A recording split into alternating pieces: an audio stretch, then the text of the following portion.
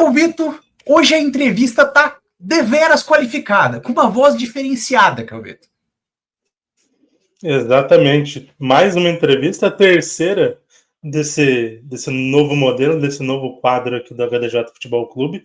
A gente já falou com o Fábio lá do Cap12, já falamos com o Manieso, 2 convidados de Atlético Paranaense, e agora a gente vai para um nicho que a gente gosta também, que é do jornalismo esportivo. Vai ter jornalista vindo por aí para trazer um pouquinho da carreira e do seu conhecimento para a gente aqui do HDJ Futebol Clube. E Calvito, para juntar com 2 pitaqueiros, a gente precisa de um narrador para comandar a transmissão. Gustavo Santos está presente neste canal. Boa noite, senhores. Boa noite, Pedro. Boa noite, Kelvin. Adorei a introdução. Gostei bastante. Gostei do enunciado. Agora, eu estou pronto para narrar. Só me diz o que eu preciso narrar e vamos embora. Vamos encontrar agora a transmissão, o campeonato da Bósnia, o campeonato do Zimbábue. Um rolê aleatório pra gente narrar. Ó, tá rolando, enquanto a gente tá gravando aqui, tá rolando Grêmio e Cruzeiro. Alguns jogos acontecendo, né? Grêmio, Cruzeiro e... Corinthians e Bragantino. Botafogo, Corinthians e Bragantino. Tem alguns acontecendo. Boa parte da rodada. Eu, como bom gremista, nem vi como que tá o jogo ainda. Melhor mudar de assunto, né? Melhor nem ver. Capaz de traumatizar. Mas esse, senhoras e senhores, Gustavo Santos, narrador que já tem experiência já em muitos esportes. Estava assistindo no beisebol, que eu sou meio fãzoca de beisebol, estava ouvindo, tanto que tem aqui no nosso estúdio um bonezinho do Chicago White Sox, então dá para perceber que eu sou meio sofredor, né? Não é só o Atlético que me irrita. Compreensível, entendo bem. Mas, Gustavo, a primeira pergunta a fazer para você é, primeiramente, qual é a sua relação com o esporte desde criança? E se você sempre foi aquele cara que gostava de mais esportes desde sempre, ou era o cara que era mais focado em futebol e ao longo do tempo foi conhecendo outras modalidades? Rapaz, o esporte fez parte da minha realidade como um todo, né? Eu sou aquele moleque que ouvia futebol no rádio, na sala, no domingo, com o vô mutando a TV. Então, assim, vô, pai, família, enfim, né? Eu sempre fui aquele cara que teve o futebol como parte da vida, da essência.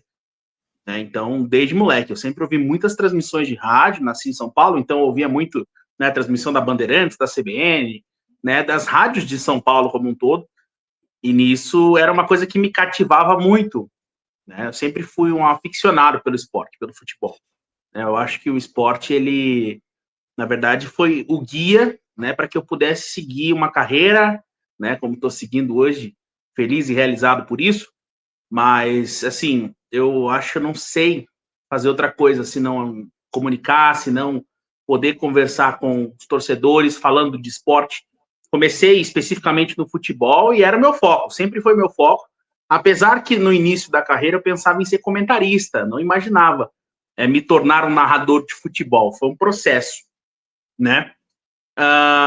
Mas assim, a partir daí você entra no esporte, você começa a fazer network, conhecer pessoas, e aí nisso fala, pô, tem uma modalidade nova que está surgindo, e aí você começa a pesquisar sobre a modalidade, aí estuda, aí a partir daí já vem uma segunda, e assim foi no decorrer da carreira, foi uma coisa de continuação. Você faz um evento, né, num evento menor, aí te chamam para um evento maior, desse evento maior parte para outro, e a minha carreira foi majoritariamente a partir disso, de oportunidades. As coisas foram surgindo e foram caminhando.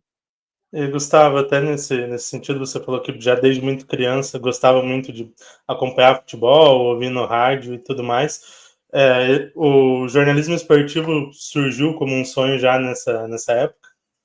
Com certeza. Não, eu não entendia, né, que eu queria ser um jornalista, mas eu sonhava, imaginava, né, estar lá com o microfone, né, falando, tal, participando das transmissões, né, um pouco maior, conseguia entender como é que funcionava a dinâmica do microfone e tudo mais, né? Eu tinha muita vontade, né, de falar no rádio para que as pessoas ouvissem. Posteriormente, depois da faculdade, depois do jornalismo como um todo, né, de poder me ver no vídeo, com as pessoas me acompanhando, sabe, poder comunicar com as pessoas, ter um trato direto. isso foram coisas que foram nascendo dentro de mim desde sempre, né? Eu sempre tive, claro, o desejo de trabalhar com comunicação. Eu não entendia ao certo como e o que eu precisava fazer para chegar até lá. Mas desde sempre, eu acho que eu nunca pensei assim, moleque, eu quero ser astronauta, eu quero ser, sei lá, policial, bombeiro. Não. Eu sempre quis trabalhar, né, com o microfone, com transmissões esportivas, é o sonho da minha carreira, é o sonho da minha vida. E até nesse contexto, você até falou que o sonho inicial era ser comentarista. Como surgiu a narração para você? Como foi essa mudança de chave do sonhar com um comentarista e ser narrador, né? Eu sonhava com o comentário porque, assim, eu sempre gostei muito de entender o jogo, né? Não sou um expert, longe disso, mas eu tinha uma compreensão de tipo, o time tá jogando melhor, se jogar por esse lado pode dar certo. Muito, né, raso, né, num primeiro momento. Na faculdade, eu tenho um grande amigo lá de Curitiba chamado Mauro Miller, né, que trabalhou em muitas rádios, trabalhou com TV lá em Curitiba, e ele deu uma palestra na faculdade onde eu estudava, e ele falou assim, quem quiser conhecer o estúdio de rádio, né, pode ligar no telefone, liga no fixo ainda, né, liga e vai marcar um horário para conhecer a rádio. Era uma rádio que fazia futebol com uma pegada de rock, 91 Rock, uma rádio que hoje não transmite mais, não tem mais esse tipo de transmissão em Curitiba. E eu fui um dos únicos da faculdade que ligaram e foram à rádio. E chegando lá, conversando com ele falou, o que você quer fazer da sua vida? O que você quer, né? Dentro de uma emissora de rádio, você trabalharia como? Eu falei, queria falar de esporte, queria fazer comentários esportivos. E aí ele me deu um toque. Ele, cara, você tem um timbre de voz diferente, uma voz que não é uma voz comum. Você já pensou em ser narrador? Eu, não, nunca. E ele me levou para um estúdio de gravação. Eu nunca tinha pisado no estúdio de gravação profissional na vida. Né? Me levou a esse estúdio. Colocou um trecho de uma narração de um jogo. E aí, nisso, eu tive a minha primeira experiência com narração e aquilo foi uma coisa que me impactou. Né? E o Mauro, foi muito importante na minha carreira, ele falou, Gustavo, você tem um timbre de voz diferente. Se você testar a sua embocadura, pegar ritmo, coisas que são do processo, você pode se tornar um grande profissional, porque as pessoas vão reconhecer a sua voz. Não necessariamente o seu rosto, mas a sua voz, porque sua voz é algo diferente. E isso ficou no meu coração, ficou na minha mente, e desde então, a partir daí o comentarista morreu, assim, dentro de mim, sabe? E você já começou atuando no jornalismo com a narração ou esteve em outras áreas antes? Não, começo de carreira, web rádio, rádio comunitária. Nossa, eu fiz programas muito ruins na faculdade, muito ruins. Programas que eu tentava ter um toque de humor e não, assim, foi um fracasso completo. Trabalhei com um programa musical em rádios de bairro, rádio comunitária, né? Fazia programa musical, falava de rock e tal. Posteriormente, eu tive uma experiência longe, fui para o Piauí, longa história. Fiquei 3 anos lá em Teresina e trabalhei no Grupo Meio Norte, que é uma emissora que opera em 7 estados, é uma emissora independente. E lá eu tive a oportunidade de trabalhar com Hard News. Eu apresentava um programa que era de 4 horas na Rádio Jornal Meio Norte, chamado Feed Noite, que é um trocadilho entre feed de notícias, feedback e fim de noite. Fizeram um mashup e virou Feed Noite. E era um programa que tinha uns trechos musicais e tal, mas foi a minha primeira experiência como apresentador, né, como comandante de um projeto, produtor, apresentador e etc. Então, valendo num nível, né, de excelência mais alto. Então, assim, eu tive essa experiência e dentro da Meio Norte, tinha gravado coisas de narração menores, tinha narrado em rádios menores. Na Meio Norte, eu tive essa oportunidade na Copa do Mundo, né, que teve a transmissão que foi realizada no Brasil, depois a transmissão da Rússia, as 2 Copas. Eu peguei o finalzinho de 2014 na TV, mas eu não participei. Na de 2018 eu ainda estava lá, finalzinho da minha passagem, e aí eu já estava apresentando algumas coisas lá, já estava apresentando alguns programas nessa área de esporte, e aí nisso eu falei assim, vamos fazer um produto de esporte. Terminou a Copa, restinho de Campeonato Brasileiro, 2, 3, 4 meses eu tive experiência de narração valendo. Aí, no final de 18, eu retorno para Curitiba, E em Curitiba eu sigo com a narração esportiva em rádio web. Passei depois por Atlético, por Curitiba, e aí, antes pelo Paraná, no começo da carreira, e aí nisso abriu o leque para outras oportunidades.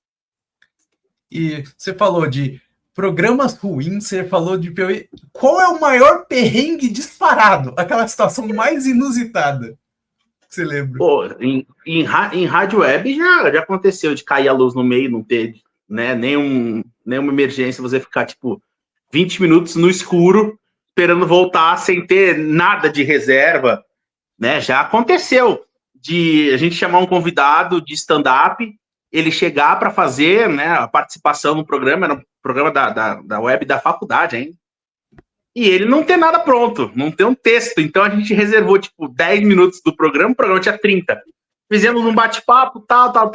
Beleza. Agora nós temos um momento para você contar um pouquinho, mostrar para nós um pouquinho do seu trabalho. Ao vivo, tipo, 30 minutos, web rádio, e aí? Comecinho, cru, totalmente cru. Ah, eu não tenho nada. E a gente ficar ali 10 minutos sem ter o que fazer é desesperador, né? Ainda mais no começo de carreira. Né? Toda a estreia foi tensa, assim, toda a estreia que eu tive como narrador sempre teve alguma tensão. A primeira transmissão que eu fiz de futebol na Meio Norte, eu fiquei rouco, sem voz, com 7 minutos de jogo, porque eu tava muito nervoso,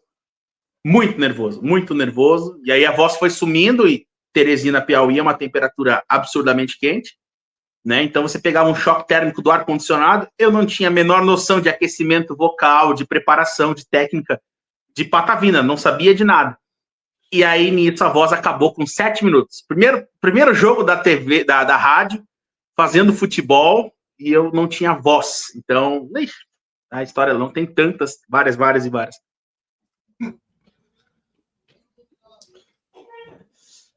Cara, você citou ali que passou por Paraná Clube, por Atlético Paranaense, por Curitiba. Como que foi esses trabalhos dentro dos clubes? Como que foi trabalhar nos clubes propriamente dito? O Paraná também foi bem comecinho de carreira, tinha acabado de sair da faculdade, antes de ir para Teresina. O Paraná não era bem o Paraná, era uma equipe que terceirizou, né, o projeto dentro do Paraná Clube. Era a Rádio Paraná Clube, era, né, com todo o aparato de Paraná Clube, mas era terceirizado, né? Estão me devendo até hoje, mas enfim. Já esqueci. Já foi. Né? Mas eu fiz 6 jogos na Rádio Paraná Clube. E foi uma experiência bem legal, porque, como eu falei, você sempre sonha em dar, né, em alcançar degraus mais elevados, chegar a níveis mais altos, né? E quando você consegue chegar numa rádio, você fala, pô, é um clube de futebol, né? O Paraná não estava numa fase tão ruim como hoje, como, né, atualmente está. Então você chegar numa Rádio Paraná Clube, para mim foi uma baita realização, né? Posteriormente, eu fui para o Atlético, que foi a experiência assim mais fantástica para mim. Naquele momento de carreira, ainda com pouca experiência, nunca tinha trabalhado em uma rádio de bom nível. Eu trabalhei na Rádio Paraná Clube, posteriormente fui para a Web Rádio, equipamentos mais simples, né? Não tinha uma plástica, não tinha script, não tinha roteiro, não tinha produção, não tinha nada. Vai e faz, e comecei fazendo. Né? São muito importantes, óbvio, mas é diferente. E aí você chega no Atlético com um nível de exigência muito alto por conta da torcida, por conta de ser um produto, no caso a Rádio Cap e o Furacão Live, quando o Atlético rompeu com a Globo, um produto de TV direto para os sócios. Então, assim, era um processo muito difícil. E foi um aprendizado enorme, porque você tem que lidar com críticas, no meu caso, cru, não estava pronto, chega, vai, faz. E fiquei 2 anos no Atlético, né, trabalhando lá. E foi incrível, mas o começo, principalmente, foi difícil. Os torcedores se adaptarem à minha voz, à minha forma de comunicar, eu ainda cru, tentando aperfeiçoar, encaixar dentro do produto como um todo, né, mas foi uma experiência fantástica. Né? Trabalhar no Atlético foi uma das grandes honras da minha carreira, uma das grandes alegrias no estado do Paraná. E, por fim, o meu último trabalho, né, que foi no Curitiba antes da ESPN, antes dos Desimpedidos da ESPN, que foram os trabalhos que me trouxeram para São Paulo, o Coritiba foi muito prazeroso de fazer. Muito prazeroso de fazer, porque aí sim, eu estava, né, com alguns anos de experiência de carreira, né, encarando uma torcida que tem um tato melhor no dia a dia, um trato, né, tem uma compreensão melhor. Além disso, eu já estava mais bem preparado para assumir esse projeto. E foi um projeto maravilhoso. Infelizmente, o Coritiba agora está indo bem na Série B, próximo, né, de alcançar o acesso e tudo mais, mas eu peguei o Campeonato Paranaense e Copa do Brasil. E o Coritiba foi eliminado nas quartas do Paranaense e foi eliminado na primeira fase da Copa do Brasil para o Ceilândia. Ou seja, o projeto da TV Coxa, né, da Rádio Coxa, teve o rage do torcedor porque o time não estava performando. Mas foi muito gratificante ouvir, por mais que tivéssemos tantas críticas do time, ouvir que nós, eu, Alexandre Senechal, Gabriel Harry, a equipe que fez parte, né, com coordenação do Vinícius Lordello, que hoje está na N Sports, e do Gustavo Ticiani, eles que coordenaram o projeto, a gente saía e ia para o Coxa Sports Bar ali, né, para confraternizar, para ter esse feedback, esse tato com o torcedor. Ouvir que nós fizemos parte da melhor TV Coxa de todos os tempos, para nós foi muito gratificante. Então, foi uma experiência fantástica. Trabalhar no Trio de Ferro foi incrível, né? E foi muito importante na trajetória da minha carreira. Muito importante. E a gente tem que ser engraçadinho. O que você deve ter ouvido de ter trabalhado no Trio de Ferro, a galera te perguntando para qual dos três você torce? Muito, muito. Mas, na verdade, foi isso. Eu fui para Curitiba com 6 anos de idade, né? Eu nasci em São Paulo, eu fui embora muito cedo. Eu fui ter relação com torcida e estádio. A primeira vez que eu fui no estádio em Curitiba, né? Eu sou de 93, tá? Eu fui em 2000 para Curitiba, 99, 2000.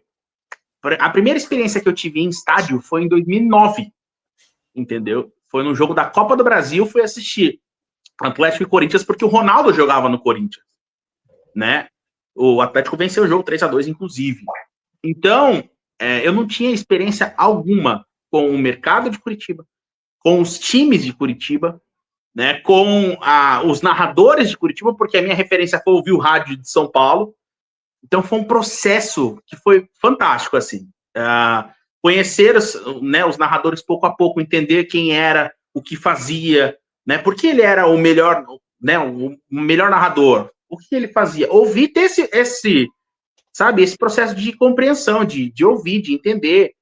E aí, a partir disso, quando eu tô vestindo um uniforme, obviamente que ficava assim, óbvio. Então, eu ia, por exemplo, no shopping. Eu estava narrando o Atlético. Muito torcedor do Coritiba veio cornetar, né? Principalmente na fase do Atlético. Foi a fase que a torcida mais pegou no pé. Mas, assim, era um pegar no pé que nunca passou de um limite, porque eu nunca desrespeitei nenhum dos times, né? Narrando Atletiba, o máximo que eu fiz foi um gol do Vitinho, que foi um dos gols mais bonitos que eu narrei no Furacão Live. Foi 2-1, gol aos 48 do segundo tempo, ele dá um petado, assim, da intermediária. E o máximo que eu falei foi joga a luva, Wilson. Foi o máximo, entendeu? Porque o Wilson não conseguiu fazer a defesa. Já no Coritiba, a torcida do Atlético foi receptiva ainda assim. As mensagens que vieram para mim foram do tipo, poxa, você agora foi pro pior lado de Curitiba. Mas muito, muito saudável, assim. Eu fiquei muito feliz por isso. Eu confesso que quando o Coritiba me contactou, a gente começou a conversar, inclusive eu indiquei um amigo meu para fazer a TV Coxa, antes, né, de mim, inclusive, passei para frente, porque eu achava que ia ter muito essa questão. Eu vim de uma influência onde nós temos Corinthians e Palmeiras. Então, se eu sair do Corinthians e vou narrar no Palmeiras, por exemplo, ou vice-versa, é impensável, né? Vestir uniforme e tudo mais. Então, a minha realidade de São Paulo acabou pesando no primeiro momento. E aí, nisso, quando eu fui para Curitiba, e quando eu fui pro Curitiba e tive esse carinho, foi gratificante, foi ótimo. Mas sempre perguntaram, e no fim das contas eu tenho um carinho dividido, assim, pelo Paraná um pouquinho menos, que foi menos tempo, mas assim, nos momentos da minha vida, onde eu trabalhei no Atlético e no Curitiba, os momentos de carreira, onde eu estive em cada um dos dois, ficaram muito fortes aqui no meu coração. Então, tá bem meio a meio. Essa é a resposta mais mureta possível, entendeu?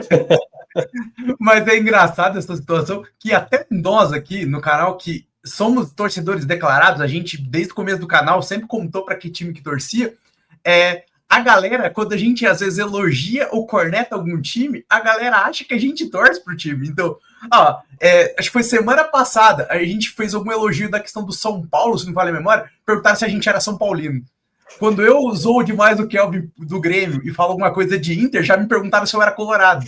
Sendo que a gente deixa claro, um é gremista e o outro é atleticano. Então a gente já deixa isso aí pro público. Então é muito engraçado essa relação com o torcedor, né?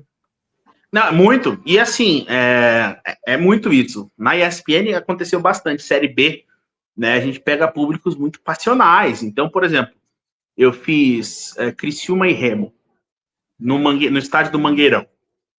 Né? A torcida do Remo, pô, é impressionante, é uma torcida incrível.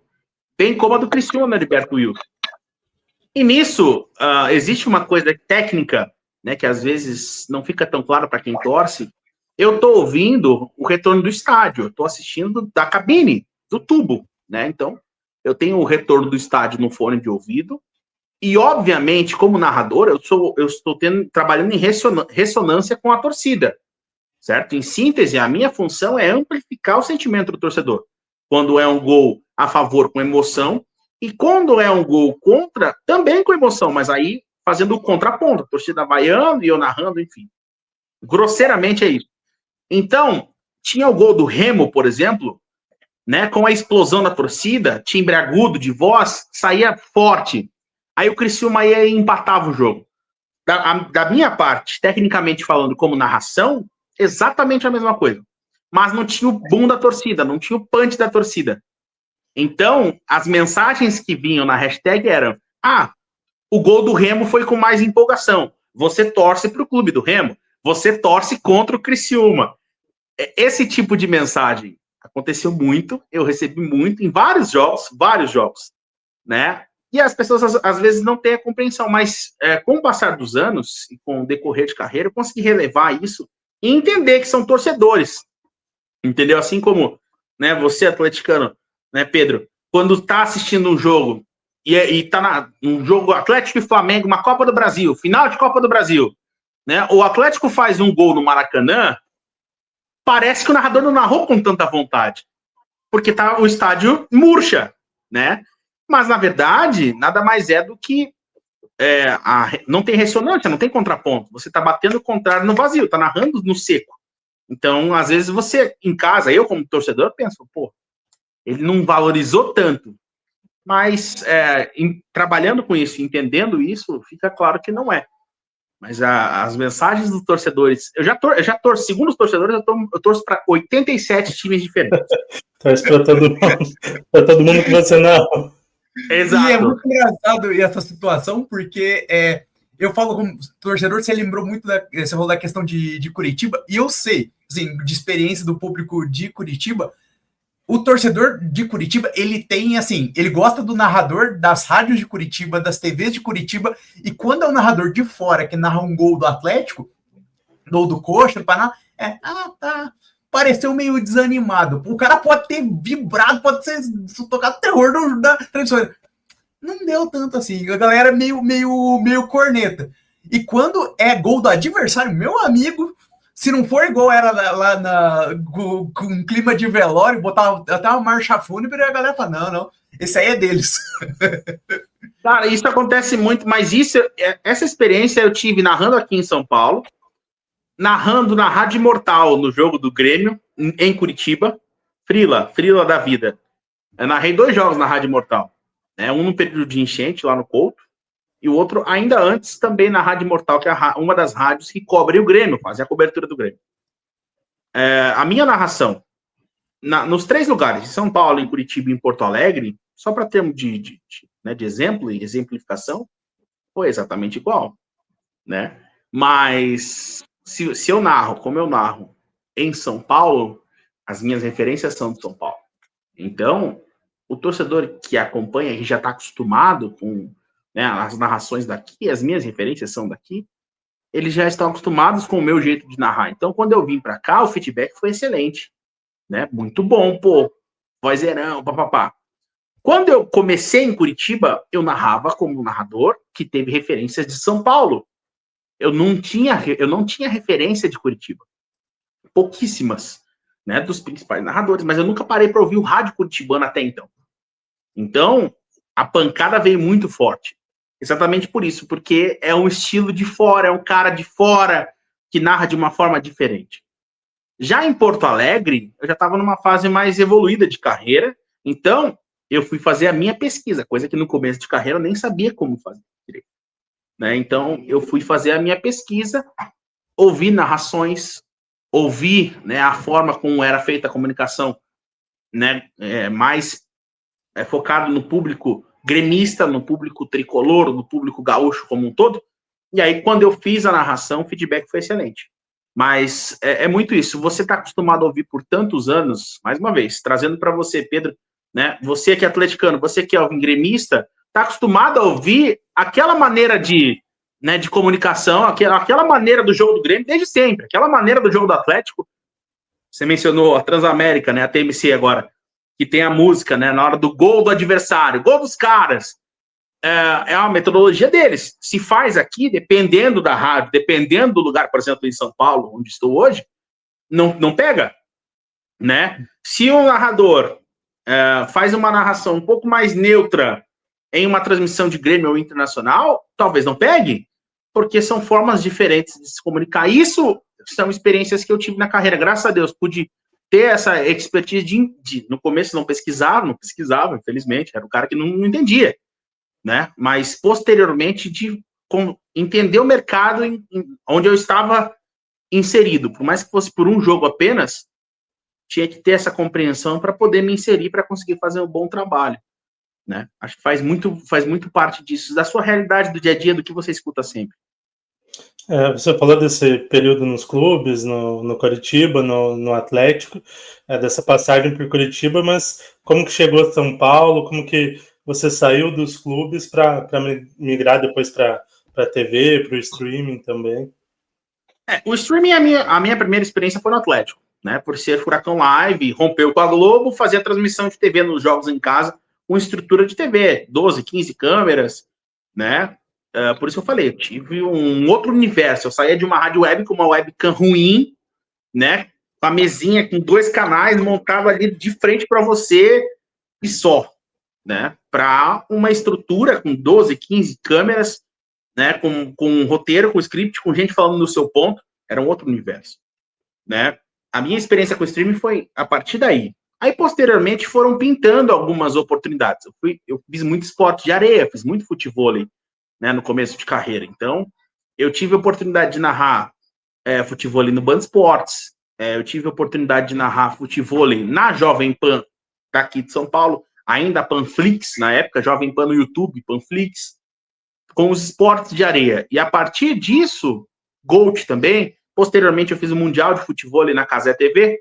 A partir disso, a partir do momento em que eu comecei a fazer esses eventos, eu comecei a ter network.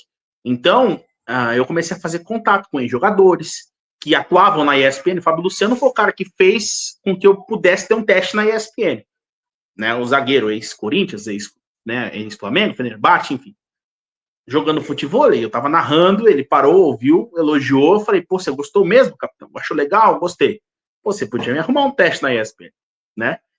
Mas, cronologicamente, eu terminei o meu compromisso com o Curitiba no Paranaense, eu tinha uma proposta para seguir no Curitiba, mas, de forma informal, eu ouvi, Gustavo, a N Sports, né, que fez as imagens, a geração de imagens, né, do campeonato, do Paranaense, falou, a N Sports está fechando a Série C. Então, vem para São Paulo, porque eles vão te contratar.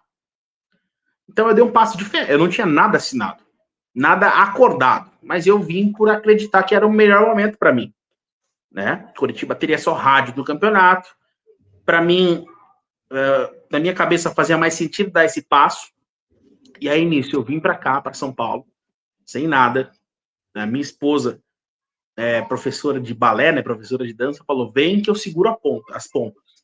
Essa é a transparente verdade. E aí, nisso, vim para cá, não deu certo o acordo da N Sports, E nisso eu falei, vou voltar para o futevôlei. E comecei a procurar eventos, tal, olhar nas emissoras para ver onde estava pintando algum futevôlei, alguma coisa assim. E nisso eu vi que o Chico Ungunha, o Chico Pedrotti, um abraço pro Chico, meu parceiro lá do Desimpedidos, tinha ido para Gold, tinha deixado o Desimpedidos, e também eu vi que o Desimpedidos tinha fechado a Kings League para fazer. Nisso eu tinha um contato do Serginho, que não está mais no Desimpedidos, mas fez muitos anos parte do Desimpedidos. Peguei o contato dele em um evento de futevôlei que eu narrei do Fred, hoje, do Globo Esporte. E aí, nisso, liguei para ele e falou, cara, nós estamos precisando de narrador. E aí eu entrei no Desimpedidos, consegui dar aquela respirada, foi um momento que eu estava bem preocupado financeiramente falando, né? Mas aí, nisso, a Kings foi muito importante, o Desimpedidos foi muito importante, tenho gratidão eterna pela oportunidade, além de ser um público diferente, no streaming, um público bem mais jovem, uma forma diferente de comunicar, foi muito legal. E nisso, na segunda, terceira split, que é a terceira rodada, né, eles mencionaram comigo que a gente poderia conversar em breve para fazer a Série B.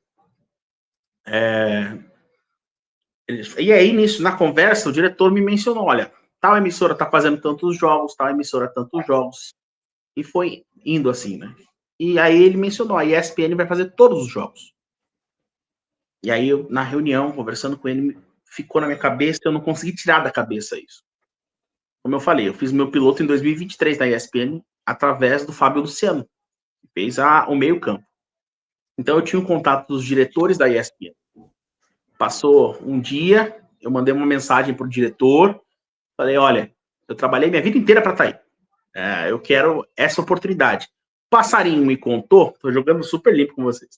Passarinho me contou que está pintando Série B na ESPN, no Disney Plus. E eu quero fazer parte. Então, se houver uma oportunidade, por favor, não esquece de mim, porque eu nunca esqueci de vocês. E aí passou, 5 dias, eu estava fazendo uma split da Kings, mais uma rodada da Kings, toca o telefone, o diretor fala, olha, eu estou avalizando sua contratação, vem aqui na segunda-feira, assina o teu contrato. E foi assim. E aí, nisso, eu tive a oportunidade de trabalhar no Grupo Disney, nos canais ESPN, né, que era um canal que eu assistia desde moleque, foi uma grande realização da minha carreira. Grande realização mesmo.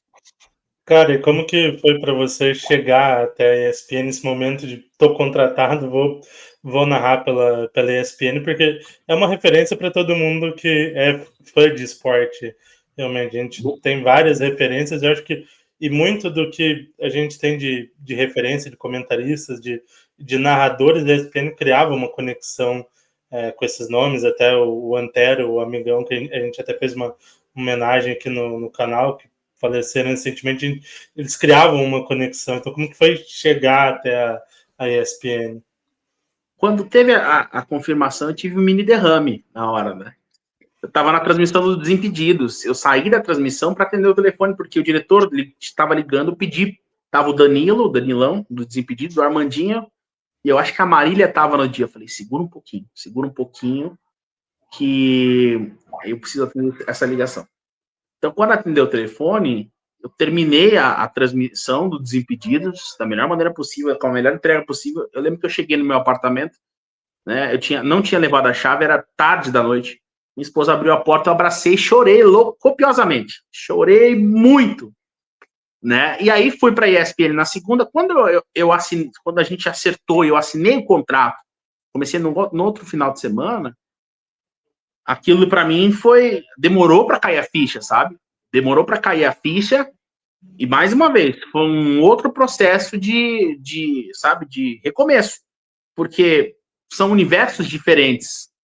Então, cada estúdio que eu entrava, cada sala de transmissão, eu fã de esporte, sempre assisti, eu olhava e falava, caramba, mas eu lembro de tal coisa aqui, né? Então, você poder ter o privilégio de trabalhar com tantas pessoas, né, como eu tive na ESPN, tantas pessoas que eu vi muitos anos. Eu lembro que quando eu fiz a minha primeira transmissão com o Oswaldo Pascoal, eu encontrei ele no corredor, eu travei assim, eu não conseguia me mexer. E o Pascoal é um querido, né? Ouvi muito ele na Rádio Globo, São Paulo, né? E aí ele chegou e falou, calma, garoto, calma que vai dar tudo certo.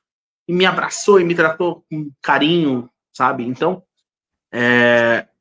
a ficha demorou para cair bastante, sabe? Você entender que eu fazia na média de 6, 7 transmissões na ESPN por semana no começo, no final, por conta do beisebol, ampliou e era ótimo, né? A gente trabalhava bastante.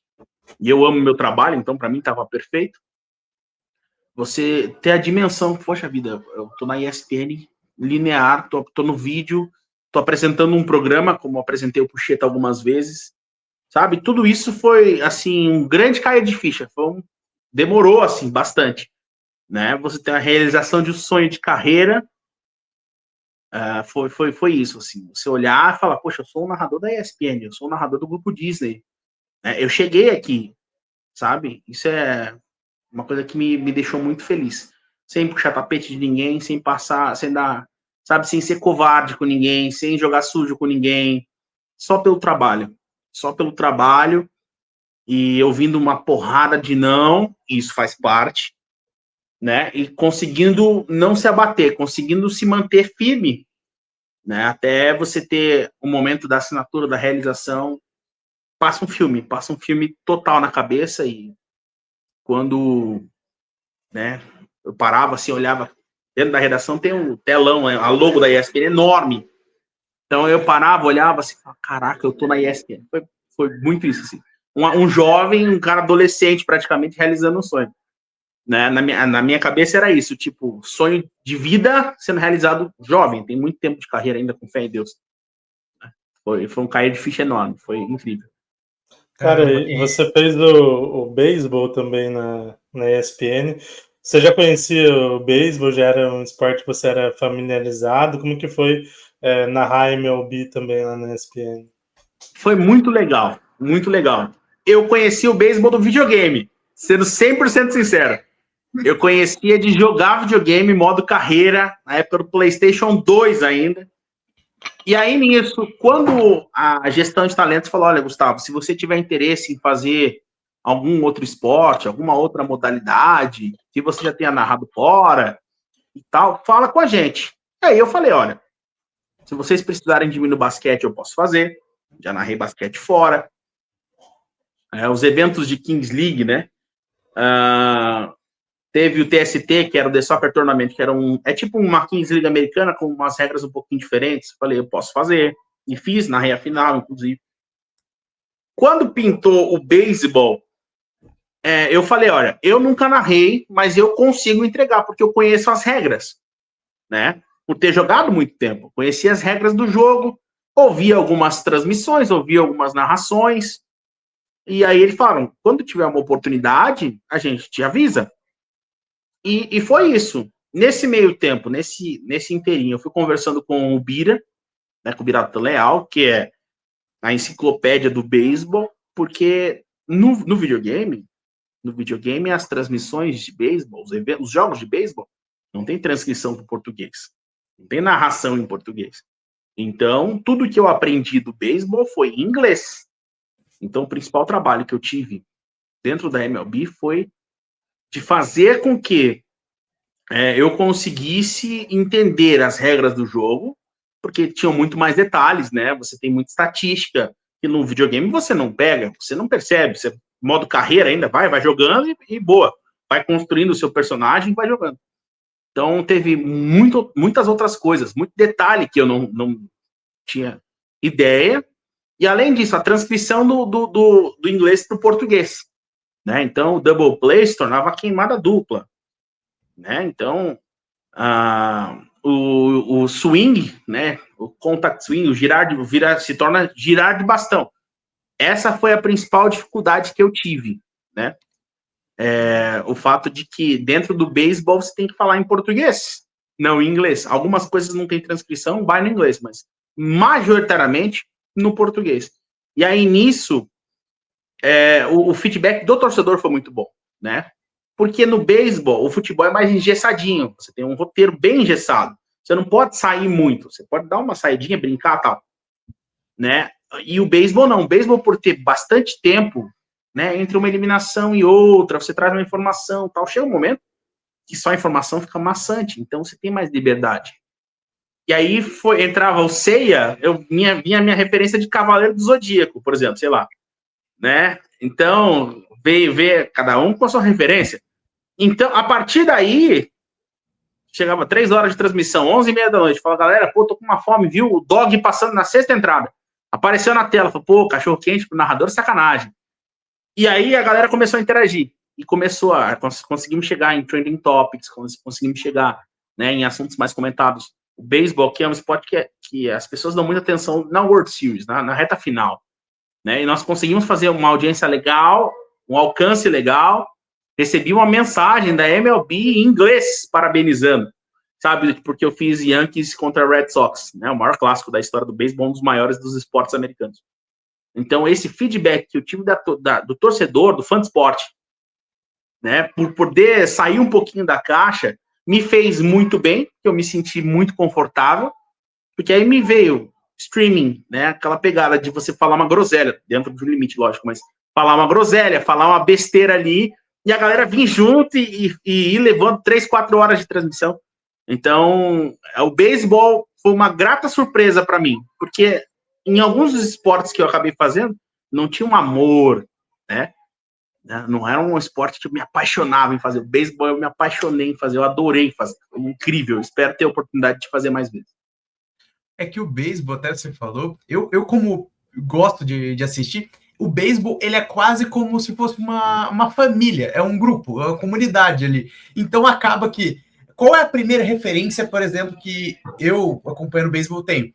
A narração do Rômulo Mendonça, que era uma narração totalmente zoada, brincava pra caramba. Eu lembro dele debatendo com o Paulo Antunes sobre o Miss Universo que estava acontecendo no mesmo momento do jogo. Era coisa assim. Aí depois, qual foi a referência? Vindo a galera que era da época da Fox Sports, que a Fox Sports sempre pegava 1, 2 joguinhos ali por rodada. Então, era uma narração mais séria, bem mais no estilo americano de narração, aquela narração mais cadenciada. Então, quando entra alguém que vai entrar parte do clube, querendo ou não, então acaba meio que a galera adota. Então, e até como é para você fazer isso além do beisebol, de mesclar esse entretenimento, às vezes de uma narração, como você falou, um pouco mais groselha, um pouco a Kings League também tem esse estilo um pouco mais descontraído, para uma narração séria. Às vezes você tem que mudar muito esse tom ali de uma narração onde o torcedor espera algo mais sério para algo que, se você zoar, para você brincar, criar um bordão diferente ali, a galera vai comprar a ideia, né? Muito. Isso foi muito... Dentro da ESPN foi bem isso, assim. Né? Eu saía de polos diferentes. Ah, beleza, o fã de esporte é um torcedor, é um fã mais coloquial, é um torcedor, né, que já tem, né, já assiste há muito tempo, tem uma postura diferente. Em teoria, é isso. Mas no beisebol, não. No beisebol, você pega o fã jovem, um ou outro torcedor que já acompanha há mais tempo, mas uma faixa etária diferente do futebol, né? De você assistir um jogo de La Liga, que foi o último jogo que eu narrei na ESPN. Então, são diferentes. Eu tive uma experiência muito real com isso quando eu estava fazendo a Kings League no Desimpedidos e ia, por exemplo, sair no sábado. Eu saía de um jogo da ESPN, comecinho de tarde, de manhã, enfim, e ia para a Kings League.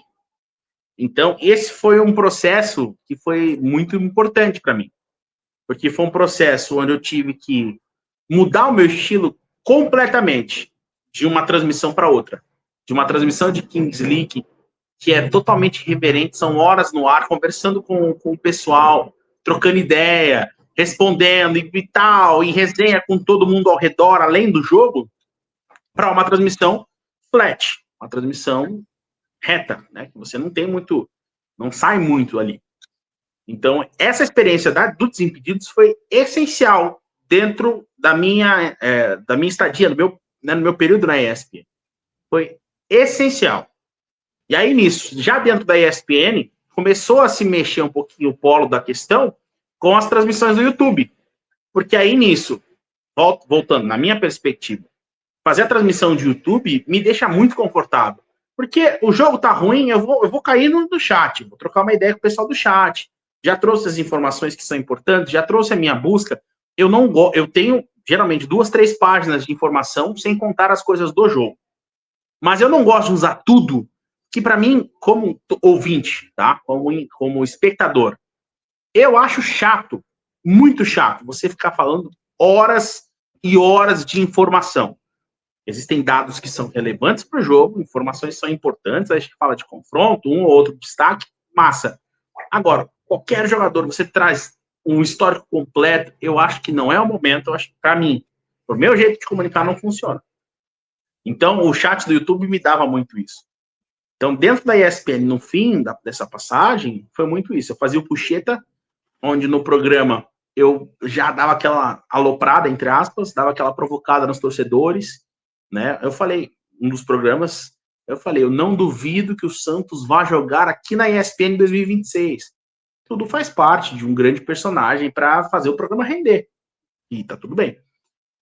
Outras transmissões Série B, já mais sérias, com roteiro, tem tempo de tudo, então você não pode sair muito. Uma ou outra vez você sai durante o jogo, mas bem menos. E por fim, as transmissões do beisebol, que aí nisso tinha tempo, então você podia sair do assunto do jogo. Se o jogo tá meio enrolado, tá eliminando rápido, não tá tendo rebatida, vamos mudar de assunto, vamos falar do uniforme, né? Vamos falar da minha experiência no MLB The Show, porque eu comecei jogando com o Chicago White Sox, né? Foi o time que eu escolhi, né? Por conta de uniforme, eu não conhecia, né?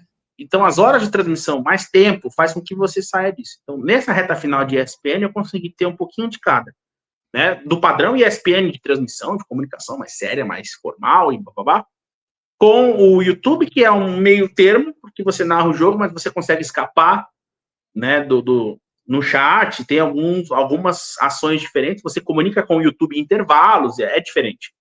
E, por fim, o beisebol, que foi o mais escrachado, que me deixou mais à vontade para poder ser irreverente, divertido, sabe, sair de assuntos habituais. Foram experiências diferentes. Os Desimpedidos foi muito importante e, no fim das contas, eu saí bem satisfeito, assim, sabe? Por tudo que eu fiz lá dentro, todas as transmissões, o jeito de fazer, como um todo feliz. Gustavo, você deixou a ESPN recentemente. Quais são os próximos passos? Já pensou nos próximos passos? Está pensando? Como que está a cabeça para o futuro aí no jornalismo esportivo? Olha, eu não imaginava sair da ESPN, tá? A minha saída da ESPN aconteceu por detalhes alheios ao meu trabalho como narrador. Né? Foram outras questões que acabaram fazendo com que eu saísse. E, assim, no meu coração, na ESPN, eu só guardo carinho, só guardo respeito, sabe? É uma honra poder ter vestido essa camisa e seria um prazer se no futuro houvesse a oportunidade de estar lá novamente. Em outras circunstâncias, em outras condições, mas eu adoraria novamente fazer parte desse universo. A partir do momento da minha saída, eu, assim, um pouquinho mais de cancha de carreira, de tempo de casa, de vida, de experiência, eu não fui loucamente correr atrás do mercado. Eu esperei o mercado vir me procurar.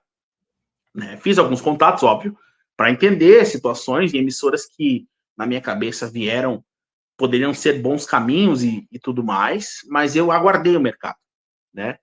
E eu estou muito satisfeito com as conversas que eu tenho tido. Ainda não posso revelar nada, porque a gente só revela quando assina, né? Mas eu recebi convites para voltar para Curitiba, recebi convites para ficar aqui com projetos grandes, com projetos com muitos anos de mercado, né? No rádio e na TV. Né? Então, o fato de estar disponível me dá opções de poder fazer uma mescla de tudo isso, né? De uma forma que eu consiga abranger todos os aspectos, no aspecto de alcance de público, no aspecto, né, do dia a dia, do financeiro, de tudo. Eu tive uma reunião muito boa hoje, a propósito. Tem coisas que estão acontecendo. Até falei para o Pedro, Pedro, segura aí, né? Porque talvez tenha um contratempo de horário, mas deu tudo certo. E aí, acho que nos próximos dias, a gente está gravando, eu não sei que dia vai ser lançado, enfim, nos próximos dias, eu devo ter boas notícias para quem acompanha, para quem gosta do meu trabalho. Mas eu adianto assim, eu estou bem feliz com o andamento das coisas. É um recomeço, é um novo ciclo. E tá sendo bem legal mesmo. Eu não posso falar Segunda-feira o nada. episódio tá no ar, então pode ser que a gente chegue na segunda-feira já com notícias boas. Segunda-feira, eu já vou estar em uma emissora no ar. Já vou ter participado de uma transmissão em uma emissora. Já vou estar, já vai ter acontecido. Olha, quem acompanha já consegue dar já ganhou quase um spoilerzinho de brinde já, de saber o que vai rolar. Mas e qual o seu sonho que ainda falta realizar de competições, de algum atleta específico que você quer narrar? Eu quero narrar um jogo do Cristiano Ronaldo, quero narrar um do Messi. Qual aquele sonho que você fala assim, essa competição ou esse atleta específico ainda quer narrar? Algum esporte específico? Olha, acho que todo narrador tem o sonho de narrar uma Copa do Mundo, né? Eu acho que é a resposta mais clichê que eu poderia dar. Eu tive a oportunidade de trabalhar na cobertura da Copa de 2018, mas eu não estava em loco, né? Foi na Rússia. A nossa equipe na época não conseguiu verba para ir.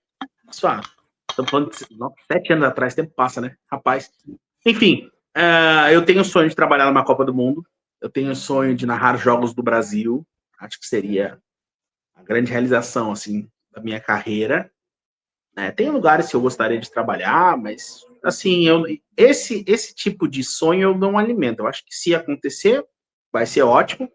Se não acontecer, eu estou feliz com as coisas que têm acontecido, muito feliz, inclusive, né, com as portas que têm, né, se escancarado, tem, né, acontecido para mim. Sou muito feliz, muito realizado com a minha carreira. Mas, assim, de sonho, eu queria narrar uma Copa do Mundo. De jogadores, eu já narrei os principais, não no futebol. O Neymar eu já narrei em futebol. Mas, por exemplo, Vini Júnior já narrei no futevôlei, né? Ronaldinho Gaúcho já narrei no futevôlei. Romário já narrei no futevôlei. Renato Gaúcho, Denilson, Edilson.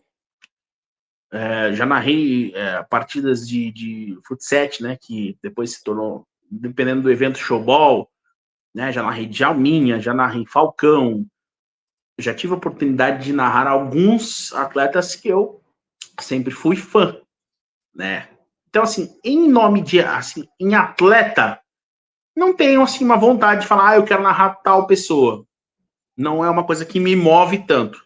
Agora, eu gostaria de narrar Copa do Mundo, eu gostaria de ter a oportunidade de narrar jogos da seleção. Acho que esse é o grande sonho, assim, o Olimpo para mim, assim, é onde eu falo, é aqui que quando eu chegar aqui, eu vou falar, pô, realizei a carreira que eu gostaria de ter tido.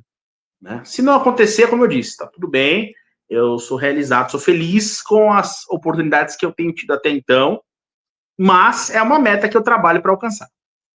Olha, e pensar, se você narrar a próxima Copa e o Brasil ganhar, você sabe que você vai ter que narrar todas as outras, tá? Já fica consagrado. Se for consagrado, vai ter que narrar todas as outras. E eu tô pronto. Enquanto a voz me ajudar, me permitir, eu tô dentro. Vamos embora. Esse Hexa tá demorando para vir. Gustavo, falando do que você já narrou até agora na sua carreira, tem algum jogo, ou alguns jogos, ou algum gol, algum lance específico que você narrou que ficou muito marcado para você? Falando de futebol, tá? Vamos deixar mais específico no futebol. O meu primeiro jogo em uma rádio no Paraná foi na Rádio Paraná Educativa, AM 600 e alguma coisa, 630 talvez, 670. Eu narrei a final do Atlético na Sul-Americana, o segundo jogo. Então, meu primeiro jogo narrando em uma rádio foi a final da Sul-Americana, foi a decisão, né, o Atlético campeão. Então, foi uma grande emoção, assim, narrando em rádio, né, falando de dial, de frequência. Cara, as primeiras vezes sempre me pegam muito. Meu primeiro jogo na Jovem Pan de Curitiba foi um jogo do Londrina. Em teoria a gente fala, pô, não tem um apelo tão grande, mas pra mim me marcou demais, sabe? Quando eu narrei o meu primeiro gol e ouvi no fundo do fone É gol, que felicidade. Cara, sabe, sem ser daquelas rádios web que pegavam e não poderiam pegar, mas pegavam. Então, você ouvir foi emocionante. O meu primeiro gol na ESPN foi um gol da Chapecoense na Série B. Né? Foi um gol que eu embarguei a voz, assim, eu quase chorei, porque foi isso. Cara, é real, não é mentira, não é sonho, é real. Eu tô narrando aqui na ESPN. Então, assim, os primeiros jogos me chamam muito, me marcam muito, assim. Marcam demais. Assim, eu ainda não narrei grandes finais, grandes partidas de título, exceção ao Atlético. Eu narrei esse jogo da Sul-Americana, isso para mim é muito gratificante.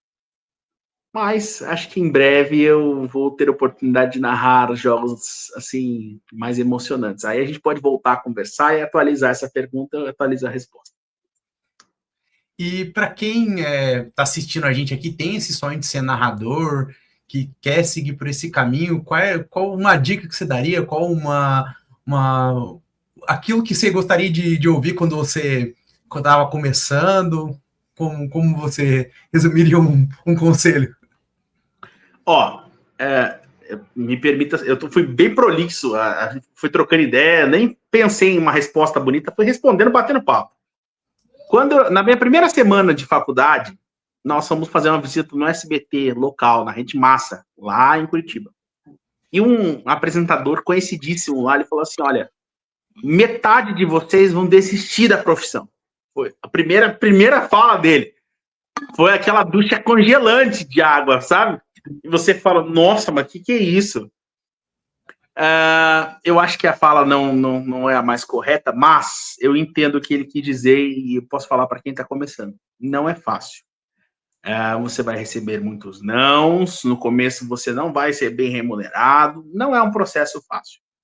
Não é um processo fácil, mas é aquilo, se você faz com amor, se você planta sementes positivas no seu trabalho, seja no relacionamento de trato com o próximo, seja na forma como você busca se aperfeiçoar, busca aprender, melhorar, se tornar um profissional melhor, uma pessoa melhor, são sementes positivas e você vai tendo colheitas positivas no decorrer do caminho, sabe?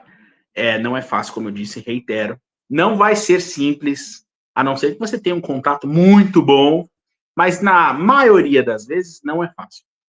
Mas é um processo que, às vezes, você vai pensar em largar, você vai pensar em desistir, vai pensar.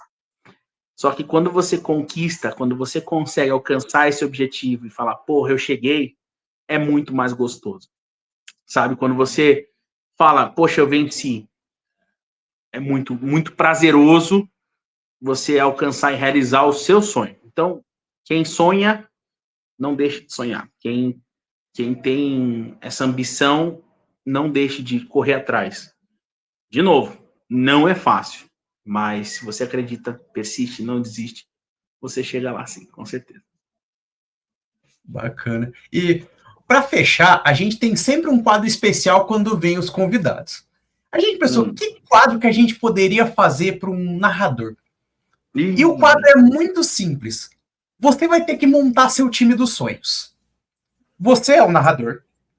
Você vai ter que buscar 2 comentaristas para estar junto com você e 2 repórteres. Como você montar esse time dos sonhos? Pode ser de qualquer lugar, de qualquer tempo da história, pessoas que você ouviu quando era criança, pessoas que estão trabalhando hoje. Monte seu time dos sonhos. Porra, difícil demais. Caraca, velho. Olha, essa foi a mais difícil de todas. Disparado. Rapaz, tem muita gente. São 2 comentaristas e 2 repórteres. Vamos lá. Eu quero colocar o Oswaldo Pascoal como repórter, não como comentarista. Oswaldo Pascoal, como eu falei, é uma inspiração de carreira e pessoalmente também é uma inspiração. É um profissional acima da média, uma pessoa acima da média. Eu aprendi muito com ele. Então, por ter ouvido ele tantos anos no rádio, eu acho que se eu pudesse colocá-lo como repórter mais uma vez, eu gostaria muito. São profissionais que eu trabalhei, só para entender a pergunta, para não falar errado. Ou é aberto? é aberto. Pode ser pessoas que você ouvia quando era criança, pode ser pessoas que você já trabalhou, pessoas que você sonha trabalhar junto. É geralzão mesmo, para montar aquele seu time do sonho. Você já botou o Oswaldo Pascoal como seu repórter, mais um repórter e 2 comentaristas. Minha referência de rádio é o Pascoalzinho. Não tem como. Cara, eu gostaria muito, assim, de trabalhar. Nossa, gente, muito difícil. Tem tanta gente que eu trabalhei, tanta gente que eu gostaria de ter trabalhado. Eu queria trabalhar com o Mauro Naves como repórter. Né? Quando eu estava na ESPN, ele estava como comentarista, acabou saindo pouco tempo depois. Mas eu gostaria de trabalhar com o Mauro Naves como repórter. Isso falando de TV, assisti muitos anos. Até brinquei com ele na redação, que é literal, eu assisto você desde criança, né? E quando ele estava lá na ESPN, já numa fase mais comentarista. Posteriormente saiu, enfim. Então eu gostaria de trabalhar com ele como repórter. Eu não tive essa chance. Agora que são elas, comentaristas, é difícil. Muito difícil. Tá, vamos lá. Mais uma vez, de influências. Pessoas com que eu assisti, com quem eu idealizo. Gostaria de ter essa oportunidade de trabalhar. Um deles é o Paulo Vinícius Coelho. É o PVC. Uma enciclopédia, cara que tem, né, um nível de inteligência, um nível analítico absurdo, uma memória, né, enorme. O HD dele é enorme.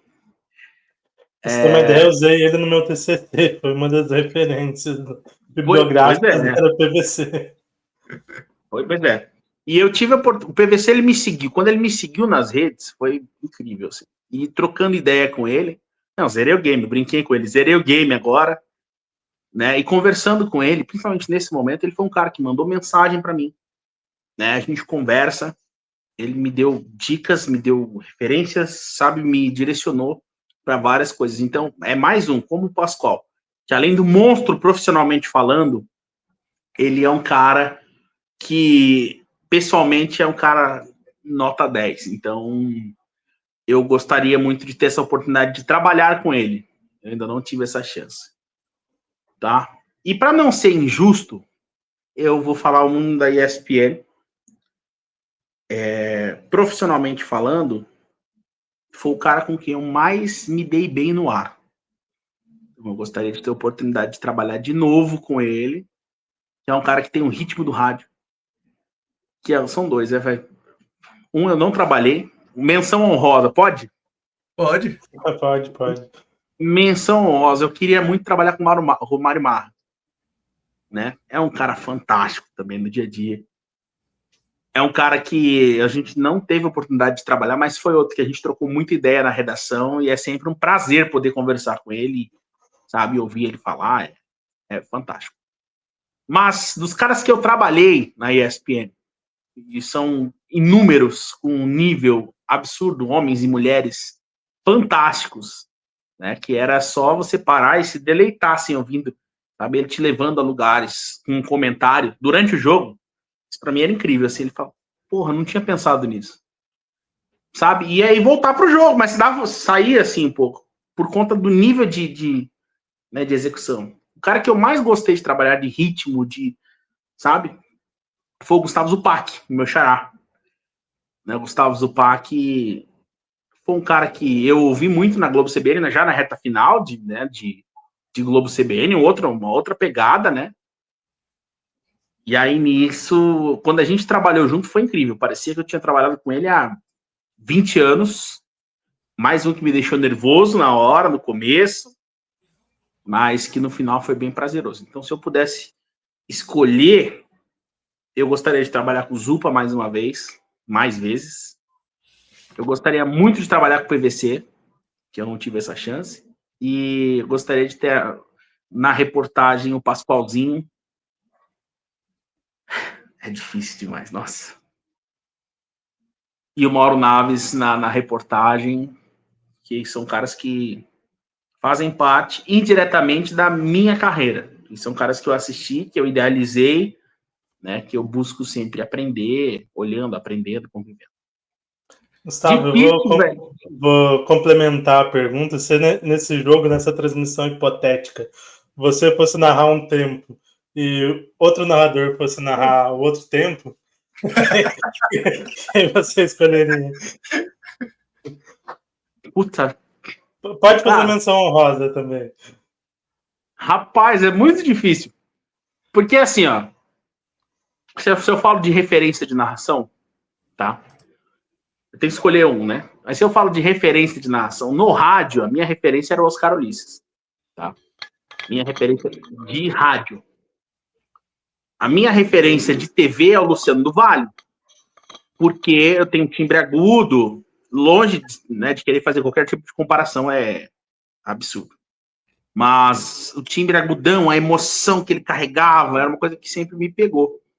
Sempre gostei muito. E também do Milton Leite, porque o Milton Leite tem uma referência, também tem um timbre mais agudinho, né? Então, são caras que eu gostava de ouvir, de assistir, enfim. Então, para mim, seria o... Lógico, a gente vai entrar no mérito de história, óbvio que aí entra Galvão, e aí a lista é longuíssima. Mas, na minha referência, eu acho que o meu narrador que eu gostaria de ter era o Luciano do Vale. Luciano do Vale é um cara que narrou vários esportes, é um cara que conseguia ser versátil em todos esses esportes, são características que eu tento absorver na medida do possível, de conseguir fazer vários esportes, de tentar passar emoção, tentar um milímetro assim do nível de qualidade que ele tinha, da genialidade dele, do nível de visão que ele tinha, como mercado, como negócio e como narrador, né? E uma menção honrosa, acho que pro Oscar, porque foi ouvindo o Oscar Ulisses muitos anos, muito tempo, vários jogos. Foi ouvindo ele no radinho, às vezes no quarto, no escuro, baixinho, porque eu tinha aula no outro dia, e minha mãe mandava desligar a TV. Ou no começo com meu avô, na sala, meu falecido avô, ele mutando a TV, só a imagenzinha, o menininho ficava com a imagenzinha no olhar, e com o rádio, com Oscar Ulisses narrando. Então, a menção seria para ele, mas por tudo, pela história, pela carreira do Luciano. Que só titã. E até essa questão que você citou do Luciano do Vale, esse foi um dos maiores debates meus do Kelvin. Eu lembro da gente ficar conversando sobre esse assunto umas 2, 3 horas, que a gente estava tentando chegar à conclusão, quem era melhor, Luciano do Vale ou Galvão?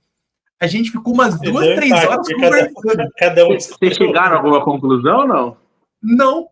O Kelvin falou assim, pra mim é Galvão. Eu falei, pra mim é Luciano do Vale. A gente ficou 3 horas conversando e a gente não chegou a uma conclusão. Isso mostra o tamanho do Luciano do Vale, porque o Galvão, ele tinha a maior emissora, a maior plataforma, que é o jogo da seleção, sempre com os maiores jogos, e o Luciano do Vale não estando numa emissora de quantidade de nível de competições parecida, e apesar de compartilhar algumas, a gente ficou nesse debate e a gente não chega a uma conclusão de tão grande e representativo que foi o Luciano do Vale, né?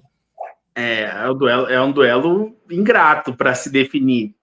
Porque assim, ó, eu acho que tecnicamente falando, sobre qualidade, ritmo, recurso, eu acho o Luciano um cara melhor do que o Galvão, tecnicamente. Falando do aspecto técnico, tá? Entretanto, porém, contudo, todavia, o Galvão, ele conseguia trazer à tona o sentimento do torcedor. Ele conseguia fazer com que a emoção do jogo do torcedor fosse levada ao ápice, porque ele mesmo falou isso. Ele conseguia contar uma história. Então, assim, tecnicamente, narração, narrador, só narrador. Para mim, o Luciano é um narrador melhor. Mas o Galvão, ele tinha um storytelling. Ele sempre tinha o herói, a seleção era, né, o herói. O vilão era o adversário. Né? Ele se identificava com o torcedor, ele comunicava de uma forma que o torcedor se sentia representado. Eu acho que isso ele fez com mais êxito do que o Luciano. né? O Luciano é mais emoção, timbre, potência, qualidade técnica. Mas o Galvão, ele foi um cara que sabia vender melhor o sentimento do torcedor. Ele conseguia proporcionar que o torcedor se sentisse identificado. Pô, Roberto Carlos ajeitando a meia. Você ficou pé da vida quando o Brasil foi eliminado. E ele conseguia retratar aquilo em palavras. E você conseguia entender o que ele estava dizendo em sentimento. Eu acho que ainda assim, não desci do muro. Continuo com o empate técnico que vocês tiveram. Vou deixar para vocês. Não vou entrar nessa bola de vida mais do que já entrei. Mas são caras que fizeram parte da nossa história, né? Então, por exemplo, mais um exemplo. O Galvão fez a primeira narração de UFC numa TV aberta, de MMA. O Luciano fez uma das narrações mais importantes do gol da Marta.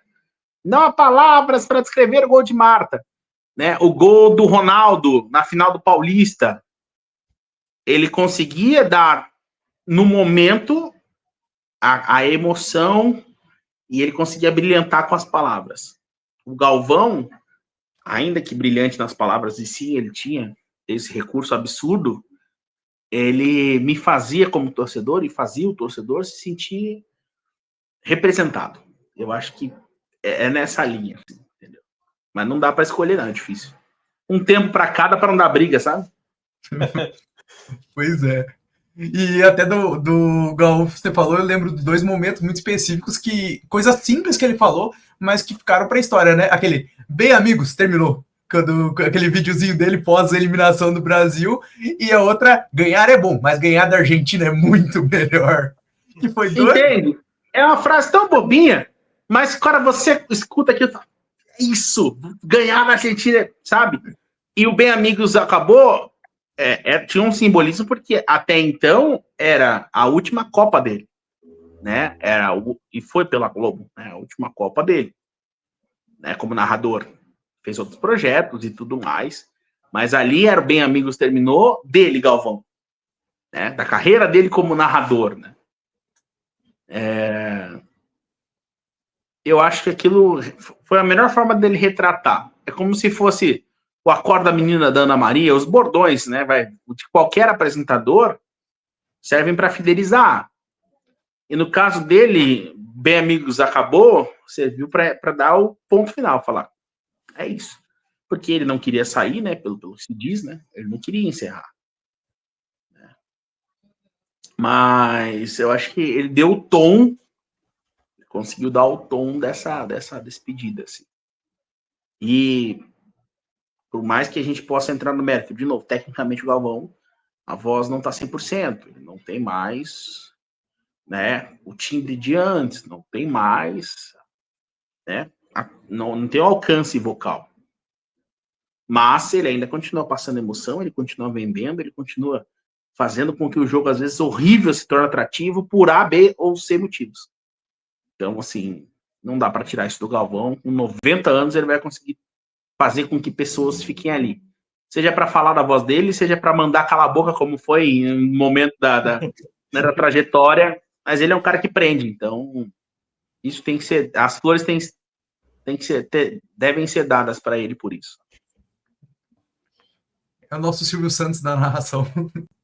É isso. Eu acho que é uma ótima definição. Tá lá pra história. Tá pra história. Assim como Ayrton tá como piloto para nós, como Silvio Santos está como apresentador, ele vai está no hall dos grandes apresentadores de todos os tempos, para nossa referência, para nossa apreciação. Sem dúvida, sem dúvida. Gustavo, só agradecer você pela presença. Falar para a galera onde te acompanhar, já que a gente não consegue ter o spoiler de qual canal específico, pelo menos nas suas redes sociais, que lá você vai informar para a turma para onde pode te acompanhar. E só agradecer a resenha, esse papo muito, muito bom. É aquela história, a gente fecha o papo com 1h15, 1h16, mas se fosse só no flow, na tranquilidade, a gente iria umas 3 horas tranquilo. Não, com toda certeza. Obrigado pelo convite mais uma vez, Pedro. Kelvin, prazer te conhecer. Muito obrigado a todos que estão acompanhando, né? Agradeço muito. @narragustavo, narrador, né? Narra Gustavo, em todas as redes. Tá? Você pode me achar no LinkedIn, @narragustavo, tudo. Então você me acompanha lá.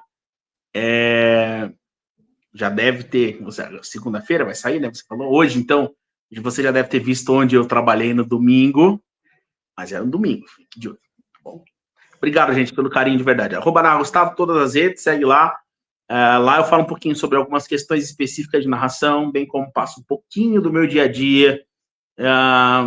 É bem legal ter esse espaço para trocar com vocês. Segue lá, tá? Dá aquela moral, para dentro muito. Vamos turbinar os seguidores e também turbinar os inscritos aqui do HDJ, né, senhoras e senhores? Se inscreve no canal, né? Não seja bandindinho. Exatamente. Ó, queremos chegar até 1000 antes do Atlético subir para a Série A, tá, galera? Então vamos acelerar o processo, vamos acelerar o trabalho. Já estamos com 906, 907. Minha turma, vamos contribuir, né? Vamos fazer aquela agregada que todo mundo sai ganhando.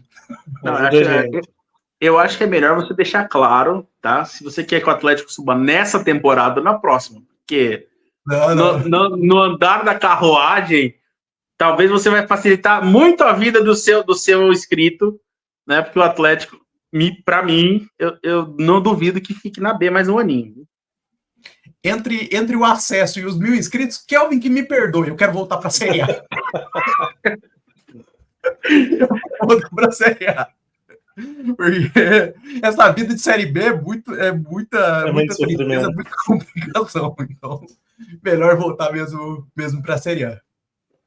Não, com certeza. Vai ser bom para o Atlético voltar. Mas foi uma baita lição, tá? Foi uma baita lição a queda para a Série B. Para colocar a cabeça no lugar. Para entender que nem tudo é tão fácil como se pensa. Foi uma boa lição. A galera que lembra do episódio pós, que a gente gravou, se não me engano, foi no domingo ou na segunda? Na segunda-feira. Na segunda-feira após o rebaixamento, a galera lembra. Eu aloprei o Pedro aquele dia. Vou procurar esse vídeo. Eu tenho para mim que deve ser bem legal. Vou procurar esse vídeo. Jesus. O Kelvin se vingou de todas as vezes que eu sacaneei ele no Grenal. Que eu trouxe camisa do Inter pro programa. E foi o dia da vingança dele. Coloquei até o hino do Curitiba aquele dia, foi divertido. Nossa. Eu nem queria que o Atlético fosse rebaixado. Como bom paranaense, torcer para que o Atlético se mantesse, mas a zoeira foi boa, a zoeira valeu a pena. Vou assistir, cara, vou assistir. Eu preciso assistir esse vídeo. Complicado. Mas é isso, galera. Um abraço e até mais. Valeu, galera.